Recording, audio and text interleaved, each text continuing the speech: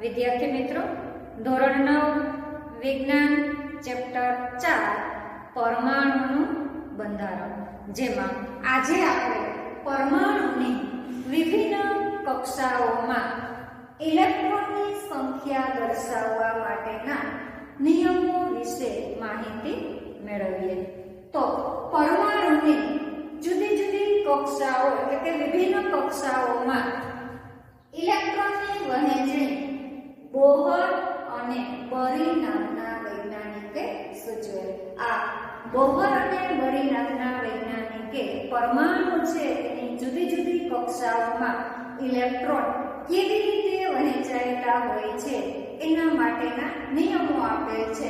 જેમાં પહેલો નિયમ છે કક્ષામાં હાજર રહેલા ઇલેક્ટ્રોનની મહત્તમ સંખ્યા 2n² સૂત્ર દ્વારા દર્શાવાય છે. એટલે કે કોઈ પણ તત્વ છે એ તત્વની બાહ્યતમ કક્ષામાં મહત્તમ કેટલા ઇલેક્ટ્રોન સમાવી શકાય એ 2n² સૂત્ર દ્વારા મેળવી શકાય છે, જ્યાં n = 1, 2, 3 અને 4 લેવામાં આવે છે. હવે આપણે જોઈએ તો આ પરમાણુનું કેન્દ્ર છે અને એને જુદી જુદી માન્ય કક્ષાઓ આપણે દર્શાવેલી છે. તો પ્રથમ જે કક્ષા છે જેને K કોષ અથવા તો K કક્ષા કહેવામાં આવે છે. તો આ જે K કક્ષા છે એમાં આપણે n = 1 લઈએ તો અહીંયા n = 1 લેતા 1/2 એટલે કે 2. તો પ્રથમ જે K કક્ષા છે એમાં મહત્તમ 2 ઇલેક્ટ્રોન સમાવી શકાય. બીજી જે કક્ષા છે જેને L કોષ અથવા L કક્ષા કહેવામાં આવે છે, જ્યાં n = આપણે 2 લઈએ તો 2/2 4 4 × 8 એટલે કે બીજી જે કક્ષા છે L કક્ષા એમાં મહત્તમ 8 ઇલેક્ટ્રોન સમાવી શકાય. ત્રીજી જે કક્ષા છે જેને M કોષ અથવા તો M કક્ષા કહેવામાં આવે છે, જ્યાં n = આપણે 3 લઈએ તો 3/2 9 18. તો ત્રીજી જે કક્ષા છે M કક્ષા એમાં મહત્તમ 18 ઇલેક્ટ્રોન સમાવી શકાય. એ જ પ્રમાણે ચોથી કક્ષા લઈએ આપણે N કક્ષા, જેને N કોષ પણ કહેવામાં આવે છે. તો n = આપણે 4 લઈએ તો 4/2 16 16 × 32. તો ચોથી જે કક્ષા છે N કક્ષા એમાં મહત્તમ 32 ઇલેક્ટ્રોન સમાઈ શકે.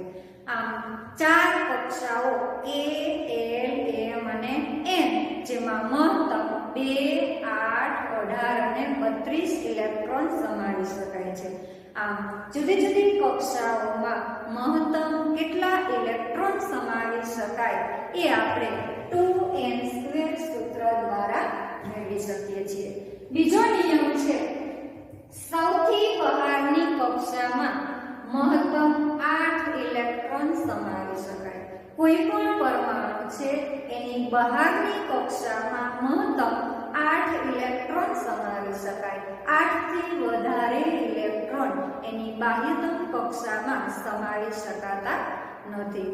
ત્રીજો નિયમ છે પરમાણુમાં જ્યાં સુધી અંદરની કક્ષાઓ ઇલેક્ટ્રોનથી સંપૂર્ણપણે ભરાઈ ન જાય ત્યાં સુધી ઇલેક્ટ્રોન બહારની કક્ષામાં દાખલ થઈ શકતો નથી. એટલે કે અંદરની કક્ષાઓ સંપૂર્ણ ભરાઈ જાય ત્યારબાદ જ ઇલેક્ટ્રોન છે એ પછીની કક્ષામાં ગોઠવાઈ શકે છે. આમ ઇલેક્ટ્રોનની જે ગોઠવણી છે એ કક્ષાઓમાં તબક્કાવાર થાય છે. એટલે કે પહેલી કક્ષામાં આપણે જોયું કે મહત્તમ 2 ઇલેક્ટ્રોન સમાય છે. તો પહેલી કક્ષામાં 2 ઇલેક્ટ્રોન ભરાઈ જાય ત્યારબાદ ત્રીજો ઇલેક્ટ્રોન ત્રીજી કક્ષામાં ગોઠવાય છે. પરંતુ પહેલી કક્ષામાં એક જ ઇલેક્ટ્રોન હોય તો બીજો ઇલેક્ટ્રોન છે એને બીજી કક્ષામાં દાખલ કરી શકાય નહીં. એ જ પ્રમાણે બીજી કક્ષામાં મહત્તમ 8 ઇલેક્ટ્રોન સમાય છે. તો પહેલી કક્ષામાં 2, બીજી કક્ષામાં 8 એટલે કે 8 ને 2 10 ઇલેક્ટ્રોન સુધીની ગોઠવણી 2 કક્ષાઓમાં કરી શકાય છે. ત્યારબાદ 11મો ઇલેક્ટ્રોન આવે તો એને ત્રીજી કક્ષામાં મૂકવામાં આવે છે. આ ઇલેક્ટ્રોનની ગોઠવણી આ જુદી જુદી કક્ષાઓ જે છે એમાં તબક્કાવાર થાય છે. એટલે કે પ્રથમ કક્ષા સંપૂર્ણ ભરાઈ જાય ત્યારબાદ જ ઇલેક્ટ્રોન બીજી કક્ષામાં ગોઠવવામાં આવે છે. એ જ પ્રમાણે બીજી કક્ષા સંપૂર્ણ ભરાઈ જાય તો ઇલેક્ટ્રોન ત્રીજી કક્ષામાં દાખલ થશે અને ત્રીજી કક્ષા સંપૂર્ણ ભરાઈ જાય તો જ ઇલેક્ટ્રોન ચોથી કક્ષામાં દાખલ થાય છે. આમ દરેક કક્ષાઓમાં મહત્તમ જે ઇલેક્ટ્રોન સમાવી શકાય છે એ પ્રમાણે ઇલેક્ટ્રોનની ગોઠવણી જુદી જુદી કક્ષાઓમાં તબક્કાવાર જોવા મળે છે. આ ત્રણ નિયમોને આધારે પરમાણુમાં જુદી જુદી કક્ષાઓ છે એમાં ઇલેક્ટ્રોન ગોઠવી શકાય છે. હવે આપણા અભ્યાસક્રમની અંદર આપણે 18 તત્વો છે એ 18 તત્વો સુધીની ગોઠવણી સમજવાની છે. તો પ્રથમ 18 તત્વો જે છે એનું પરમાણ્વીય બંધારણ આપણે જોઈએ તો પ્રથમ કક્ષા જે છે આપણે અગાઉ જોયું કે પરમાણ્વીય ક્રમાંકને આપણે Z વડે દર્શાવેલ છે.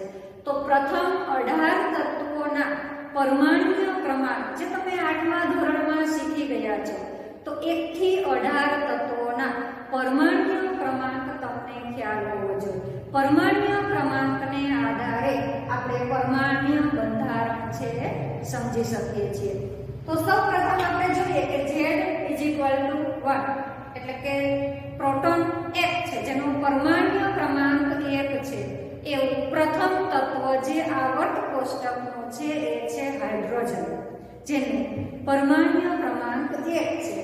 તો આપણે હાઇડ્રોજન છે એનું પરમાણ્વીય બંધારણ જોઈએ તો એની પહેલી જે કક્ષા છે એમાં આપણે એક ઇલેક્ટ્રોન ગોઠવવાનો છે. તો આ પ્રથમ કક્ષામાં આપણે એક ઇલેક્ટ્રોન દર્શાવીએ તો આ હાઇડ્રોજનનું પરમાણ્વીય બંધારણ થશે. ત્યારબાદ બીજો પરમાણુ છે હિલિયમ જેનો પરમાણ્વીય ક્રમાંક 2 છે Z 2. તો આપણે 2 ઇલેક્ટ્રોન છે હિલિયમ માટે ગોઠવવાના છે. તો આ હિલિયમનું પરમાણ્વીય બંધારણ થશે જેની બાહ્યતમ કક્ષામાં 2 ઇલેક્ટ્રોન છે. આપણે હમણાં જોયું કે પ્રથમ કક્ષા છે એમાં મહત્તમ 2 ઇલેક્ટ્રોન સમાવી શકાય છે. તો હવે ત્રીજા ઇલેક્ટ્રોનને આપણે આ પ્રથમ કક્ષામાં દર્શાવી શકીએ નહીં. તો પરમાણુ ક્રમાંક 3 ધરાવતું તત્વ છે લિથિયમ જેનો પરમાણુ ક્રમાંક 3 છે Z 3. તો 3 ઇલેક્ટ્રોનને દર્શાવવા માટે આપણે પ્રથમ કક્ષામાં 2 ઇલેક્ટ્રોન દર્શાવી શકીએ. તો પ્રથમ કક્ષામાં 2 ઇલેક્ટ્રોન દર્શાવ્યા બાદ ત્રીજા ઇલેક્ટ્રોનને આપણે બીજી કક્ષામાં દર્શાવવો પડે છે. તો આ છે લિથિયમનું પરમાણ્વીય બંધારણ કે જેનું પહેલી કક્ષામાં 2 અને બીજી કક્ષામાં 1 ઇલેક્ટ્રોન થશે. ત્યારબાદ લિથિયમ પછી પરમાણ્વીય ક્રમાંક 4 ધરાવતું તત્વ આપણે લઈએ બેરિલિયમ. તો એની પ્રથમ કક્ષામાં 2 અને બીજી કક્ષામાં પણ 2 ઇલેક્ટ્રોન. ત્યારબાદ બેરિલિયમ પછી બોરોન જેનો પરમાણુ ક્રમાંક 5 છે Z 5. પહેલી કક્ષામાં 2 અને બીજી કક્ષામાં 3 ઇલેક્ટ્રોન. ત્યારબાદ આપણે 6 પરમાણ્વીય ક્રમાંક ધરાવતું તત્વ કાર્બન લઈએ તો પ્રથમ કક્ષામાં 2 અને બીજી કક્ષામાં 4 ઇલેક્ટ્રોન. ત્યારબાદ પરમાણ્વીય ક્રમાંક 7 ધરાવતું તત્વ નાઇટ્રોજન Z 7. પ્રથમ કક્ષામાં 2 અને બીજી કક્ષામાં 5 ઇલેક્ટ્રોન. ત્યારબાદ પરમાણ્વીય ક્રમાંક 8 Z 8 ઓક્સિજન. પ્રથમ કક્ષામાં 2 ઇલેક્ટ્રોન અને બીજી કક્ષામાં 6 ઇલેક્ટ્રોન. ત્યારબાદ પરમાણ્વીય ક્રમાંક 9 ધરાવતું તત્વ ફ્લોરિન. તો પહેલી કક્ષામાં 2 અને બીજી કક્ષામાં 7 ઇલેક્ટ્રોન. ત્યારબાદ પરમાણ્વીય ક્રમાંક 10 ધરાવતું તત્વ નિયોન Z 10. તો પ્રથમ કક્ષામાં 2 અને બીજી કક્ષામાં 8 ઇલેક્ટ્રોન. તો જેનો પરમાણ્વીય ક્રમાંક 10 છે એટલે કે નિયોન એની પ્રથમ કક્ષામાં 2 ઇલેક્ટ્રોન અને બીજી કક્ષામાં આપણે 8 ઇલેક્ટ્રોન ગોઠવેલા છે. હવે આપણે જોયું કે બીજી જે કક્ષા છે એ કક્ષા એમાં મહત્તમ 8 ઇલેક્ટ્રોન સમાવી શકાય છે. તો અહીંયા આપણે જોયું કે બીજી જે કક્ષા છે નિયોન માટેની. એમાં બીજી કક્ષામાં કેટલા ઇલેક્ટ્રોન છે? 8. તો હવે આના પછીનું જે તત્વ છે સોડિયમ, એનો પરમાણુ ક્રમાંક છે 11. તો 2 8 8 ને 2 10. તો 11 ઇલેક્ટ્રોન જે છે એ આપણે બીજી કક્ષામાં દર્શાવી શકીશું નહીં. તો એના માટે આપણે એક ઇલેક્ટ્રોનને ત્રીજી કક્ષામાં મૂકવામાં આવે છે. આમ આ જે પરમાણુ બંધારણ છે હિલિયમનું છે, આ નિયોન, બંનેમાં તમે જુઓ છો એની પ્રથમ કક્ષામાં મહત્તમ 2 ઇલેક્ટ્રોન છે, આની બીજી કક્ષામાં મહત્તમ 8 ઇલેક્ટ્રોન છે. બંને નિષ્ક્રિય વાયુઓ છે. હિલિયમ એવું છે કે જેની બાહ્યતમ કક્ષામાં 2 ઇલેક્ટ્રોન છે.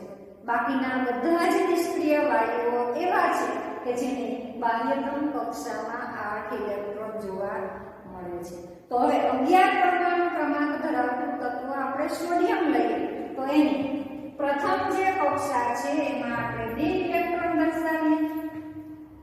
બીજી જે કક્ષા છે એમાં આપણે મહત્તમ 8 ઇલેક્ટ્રોન દર્શાવીએ. 6 7 અને 8.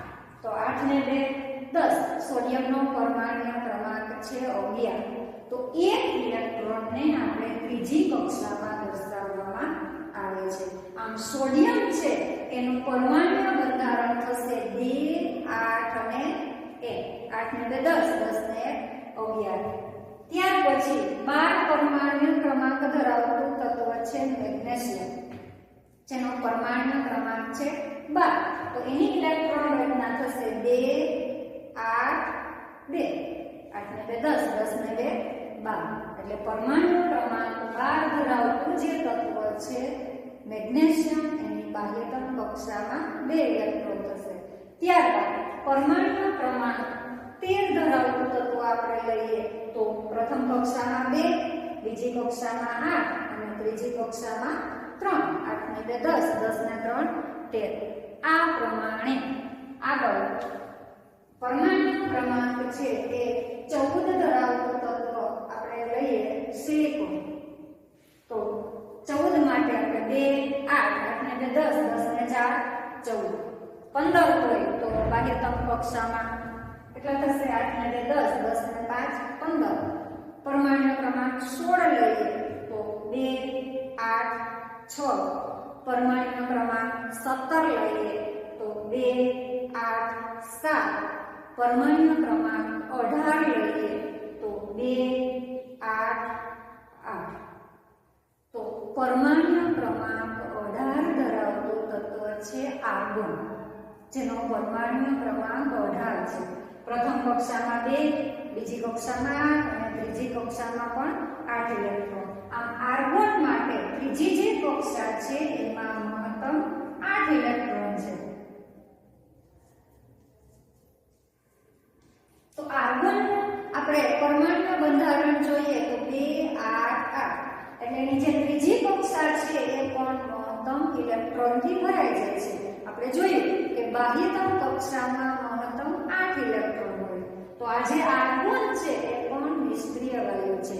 હિલિયમ, નિયોન અને આર્ગોન આ ત્રણે નિષ્ક્રિય વાયુઓ છે. તો આમ 1 થી 18 પરમાણુ ક્રમાંક ધરાવતા જે તત્વ છે એનું પરમાણુ બંધારણ આપણે જોયું.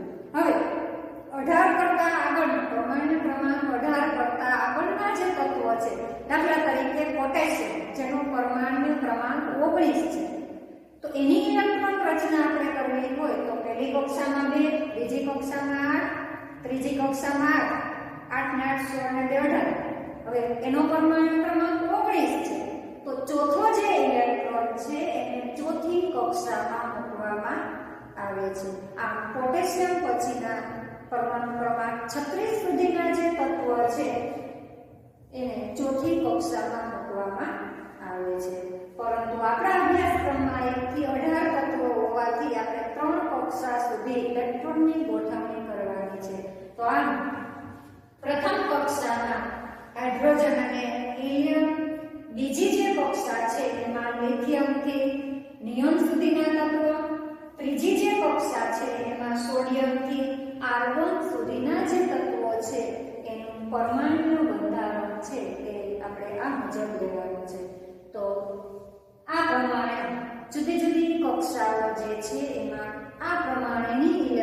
ગોઠવણી આપણે કરીએ છીએ, પરંતુ ખાસ ધ્યાન રાખવાનું છે કે પહેલી જે કક્ષા છે એમાં મહત્તમ 2 ઇલેક્ટ્રોન, બીજી કક્ષામાં મહત્તમ 8, ત્રીજી કક્ષામાં પણ મહત્તમ 8 ઇલેક્ટ્રોન છે એને સમાવી શકાશે. આમ પહેલી કક્ષા એને K કક્ષા કહેવામાં આવે છે, બીજી જે કક્ષા છે એને L કક્ષા કહેવામાં આવે છે અને ત્રીજી જે કક્ષા છે એને M કક્ષા કહેવામાં આવે છે. અને આમ K થી M સુધીની 3 કક્ષાઓ દ્વારા આપણે પ્રથમ 18 તત્વો છે એનું પરમાણ્વીય બંધારણ આ મુજબ ગોઠવી શકીએ છીએ. તો વિદ્યાર્થી મિત્રો, જુદી જુદી કક્ષાઓમાં બોહર અને બરી નામના વૈજ્ઞાનિકે સૂચવેલ ઇલેક્ટ્રોનની ગોઠવણી અને પ્રથમ 18 તત્વો છે એનું પરમાણ્વીય બંધારણ તમારી નોટબુકમાં નોંધ કરી લેજો. ફરી મળીશું નેક્સ્ટ વિડીયોમાં. આભાર. જો તમને વિડીયો ગમે તો લાઈક, શેર એન્ડ સબસ્ક્રાઇબ કરજો.